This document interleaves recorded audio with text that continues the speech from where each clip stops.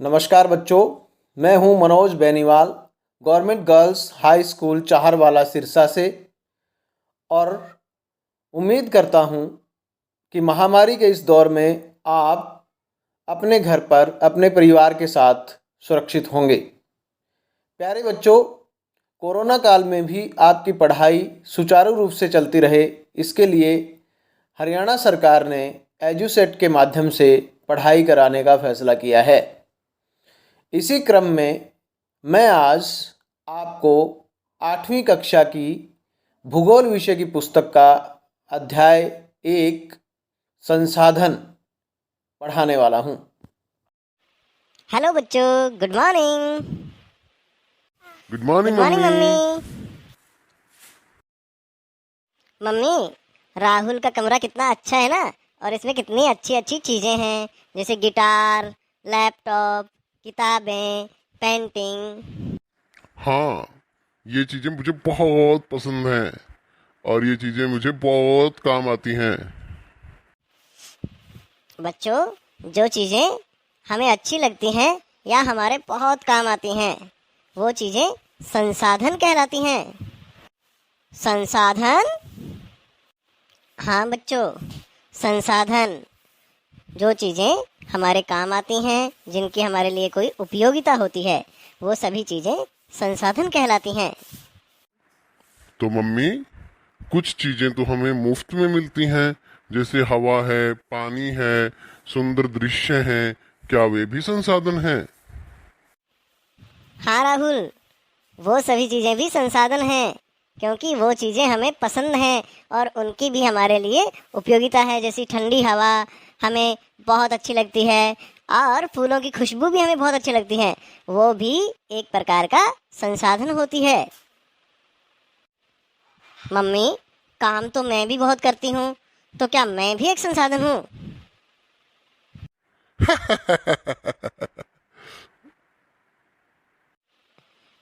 अरे राहुल, इसमें हंसने वाली क्या बात है?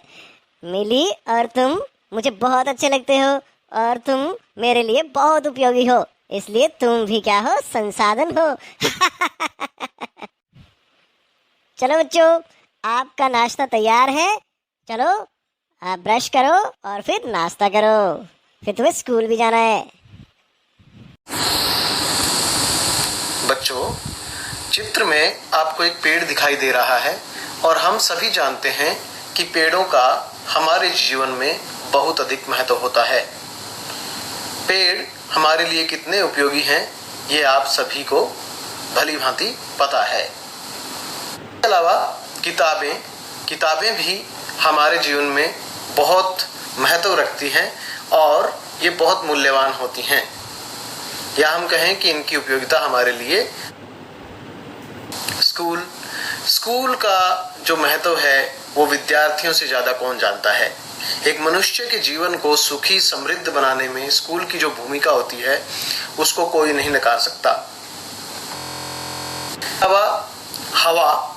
हवा एक महत्वपूर्ण साधन है हमारे जीवन को इस धरती के ऊपर बनाए रखने के लिए। जल के बिना हम जिंदा नहीं रह सकते, ये आप सभी को पता है। तो जल भी हमारे जीवन में बहुत अधिक मायने रखता है। टीचर का जो महत्व है वो एक मनुष्य की जिंदगी में बहुत अधिक होता है, ये हम सभी को पता है। पोस्टमैन, यहाँ एक चित्र में आप देख सकते हैं पोस्टमैन है। पोस्टमैन भी हमारे लिए पत्र लेकर के आता है, हमारे पत्रों को निर्धारित पते पर पहुंचाता है, यानी यह हमारी जिंदगी में मदद करता है। तो हमारे जीवन में मदद करता है। ये सभी जो साधन अभी तक हमने देखे हैं, ये हमारी जिंदगी को सरल बनाते हैं, आसान बनाते हैं। इसलिए हम कह सकते हैं कि ये साधन ये अब बन जाते हैं संसाधन। तो प्यारे बच्चों, आप समझ गए होंगे कि संसाधन क्या होते हैं। हम कह सकते हैं कि वे सभी चीज़ें जो हमारी ज़िंदगी को बनाए रखती हैं या उसको आसान बनाती है या हमारी ज़िंदगी को जीने के लिए बहुत अधिक महत्व रखती है या जिनकी उपयोगिता बहुत अधिक होती है, उनको हम कहते हैं संसाधन। बच्चों, संसाधनों के प्रकार। अब हम देखेंगे संसाधन कितने प्रकार के होते हैं। प्यारे बच्चों, मुख्य रूप से संसाधन 3 प्रकार के होते हैं। पहला है प्राकृतिक, दूसरे होते हैं मानव निर्मित संसाधन और तीसरा खुद मानव होता है। बच्चों, संसाधनों के प्रकार एक बार फिर से देख लेते हैं। प्राकृतिक, मानव निर्मित और मानव। मानव खुद भी एक संसाधन माना गया है। तो बच्चों, अब हम देख सकते हैं कि संसाधनों की जो परिभाषा है वो हमने देखी। संसाधन वो हैं जो प्राकृतिक संसाधन।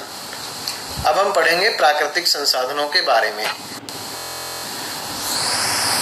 जो संसाधन प्रकृति के से प्राप्त होते हैं और अधिक संशोधन के बिना उपयोग में लाए जाते हैं, प्राकृतिक संसाधन कहलाते हैं।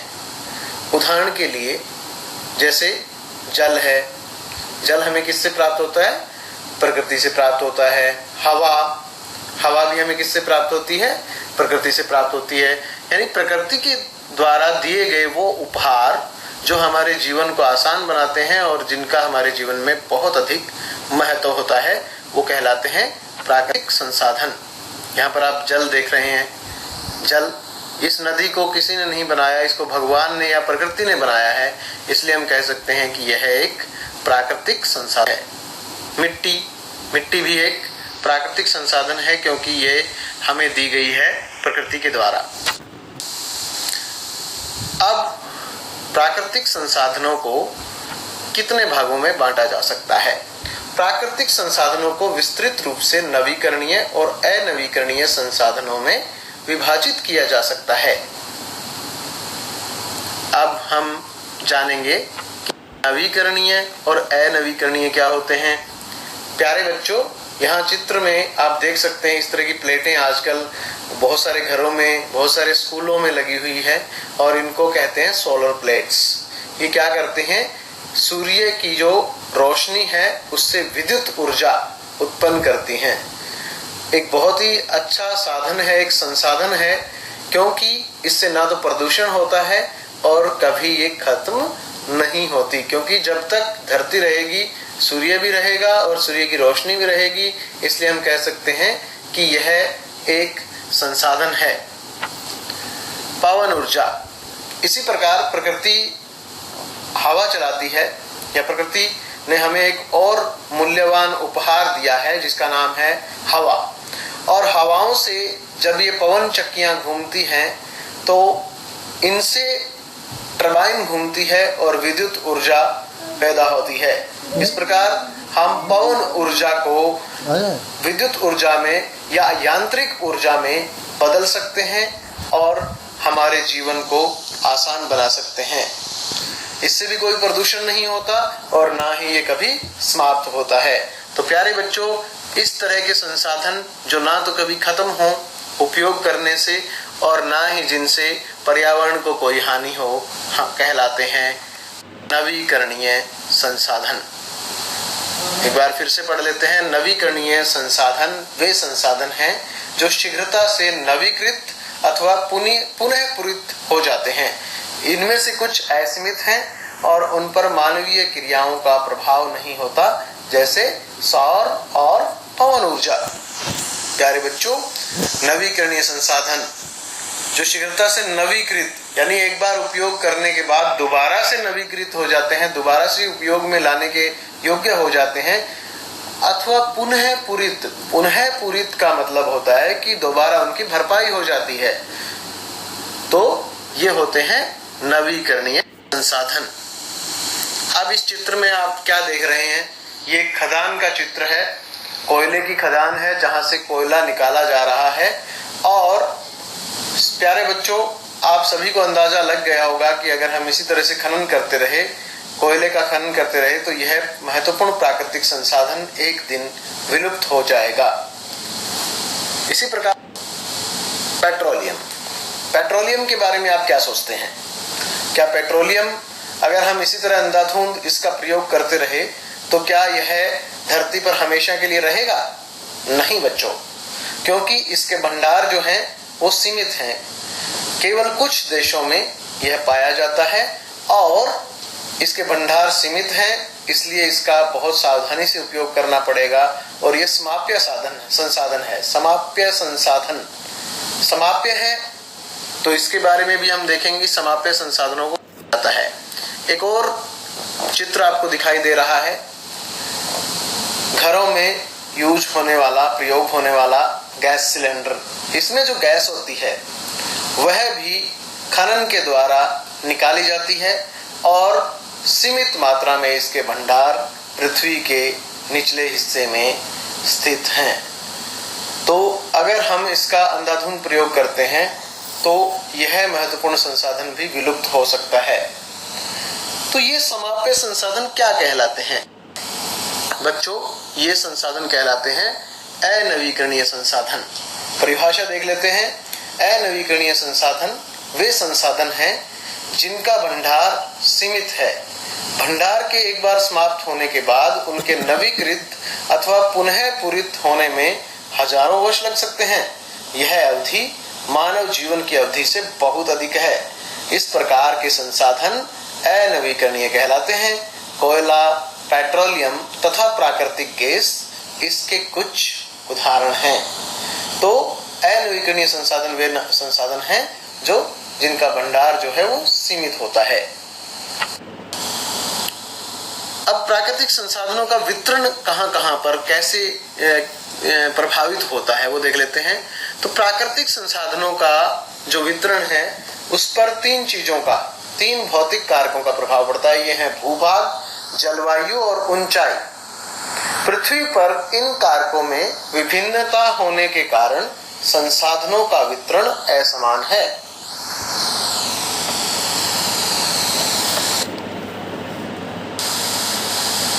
प्यारे बच्चों, बात कर लेते हैं मानव निर्मित संसाधनों की। यहाँ चित्र में आपको एक पुल दिखाई दे रहा है जो एक नदी के ऊपर बनाया गया है। आप क्या सोचते हैं कि ये पुल जो है प्रकृति ने बनाया है? नहीं बच्चों, इस पुल को बनाया गया है मानव के द्वारा। इसमें लगी सामग्री कहां से प्राप्त हुई है? प्रकृति से प्राप्त हुई है। चाहे इसमें सीमेंट, सरिया यानी लोहा और जो सीमेंट है वो कहां से प्राप्त होती है? सीमेंट हमें चट्टानों से प्राप्त होती है। चट्टानों को पीस करके सीमेंट बनाई जाती है, उसमें कुछ केमिकल्स मिलाए जाते हैं। और लोहा जो है वो हमें कहां से मिलता है? पृथ्वी के अंदरूनी भाग में लौह अयस्क पाया जाता है और उसको शुद्ध करके लोहे में बदला जाता है। तो प्यारे बच्चों, प्राकृतिक संसाधनों को दोबारा यूज करना, उसको नवीकृत करके, उसको रिफाइन करके, शुद्ध करके और फिर प्रयोग करके और एक नई संरचना बनाना, एक नई वस्तु बनाना कहलाता है मानव निर्मित संसाधन। सड़क का चित्र आप देख सकते हैं। सड़क भगवान ने या प्रकृति ने नहीं बनाई है, सड़क बनाई है इंसान ने। तो यह भी हो जाता है एक मानव निर्मित संसाधन। कार किसने बनाई है? आप जब रामायण, महाभारत जैसे सीरियल देखते हैं तो उसमें कारों का यूज नहीं होता, क्योंकि कारें किसने बनाई है? पौराणिक समय में प्रकृति के बहुत नजदीक था मनुष्य, लेकिन अब प्रकृति के जो संसाधन है उनका प्रयोग करके मनुष्य ने नई नई चीजों का आविष्कार किया है और मानव निर्मित संसाधनों से अपने जीवन को समृद्ध बनाया है। मोबाइल फोन भी मानव निर्मित संसाधन है, ये आप सभी जानते हैं, क्योंकि इसका जब उनका मूल रूप बदल दिया जाता है।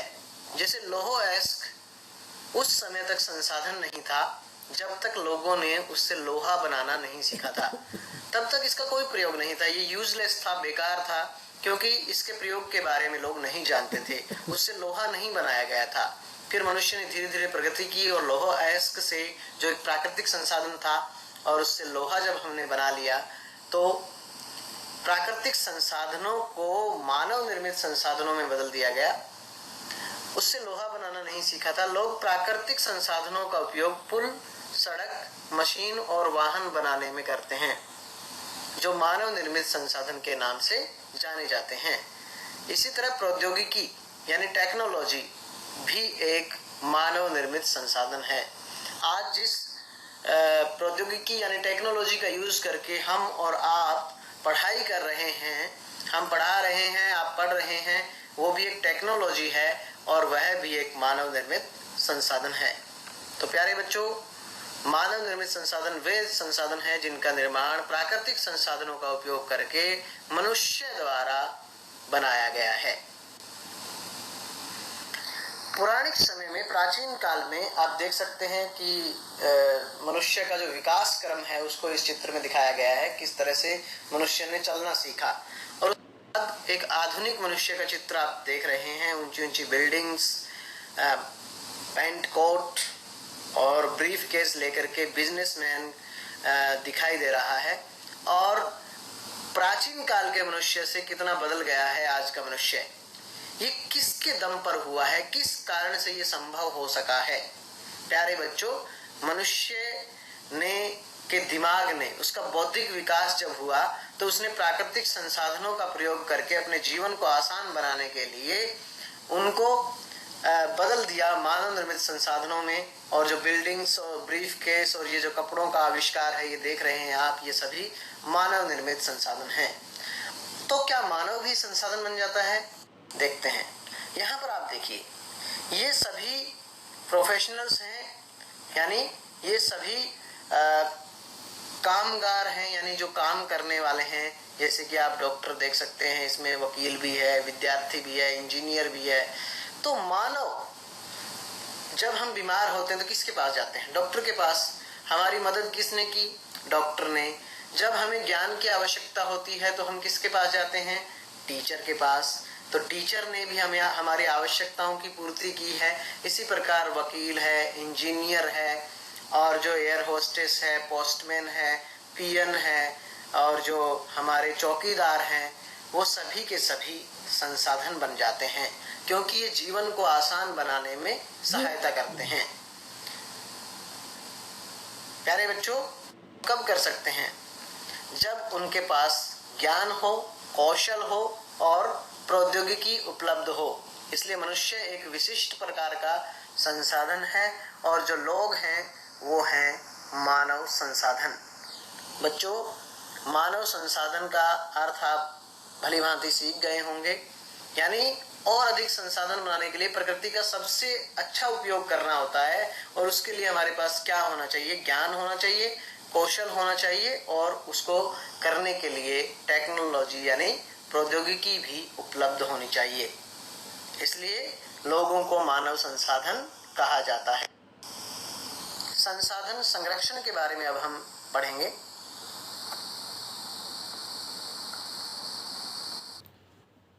बच्चों, संसाधनों के संरक्षण से अभिप्राय है कि संसाधनों का उचित प्रयोग करना। बच्चों, आजकल हम कई चीज़ों को लुप्त होते देख सकते हैं, जैसे कि कई वन्य जीव इस धरती से लुप्त हो चुके हैं। कुछ ऐसे संसाधन थे, अभी हमने समाचारों में देखा कि किस तरह से हमने वातावरण को दूषित कर दिया है और उसकी वजह से ग्लोबल वार्मिंग की समस्या उत्पन्न हो गई है और विश्व के कई देशों के डूबने का खतरा भी पैदा हो गया है। इन्हीं खतरों के चलते आज एक आवश्यकता महसूस हुई है संपूर्ण विश्व को कि इन संसाधनों का हम संरक्षण करें।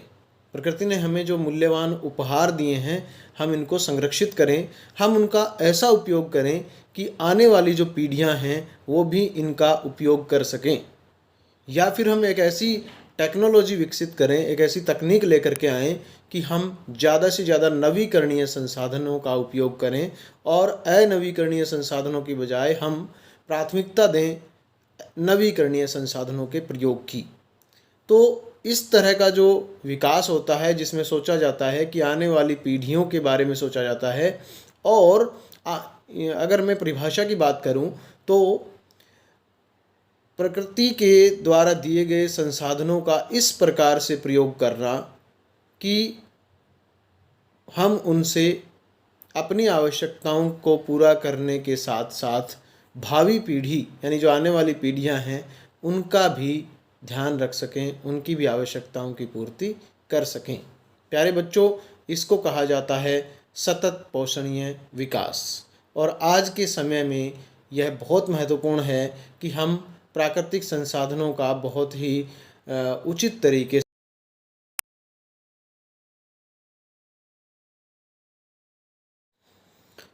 आज आवश्यकता है कि हम इन संसाधनों का बुद्धिमत्तापूर्वक प्रयोग करें। और इसी के साथ ये आज का अध्याय आपका समाप्त होता है। धन्यवाद।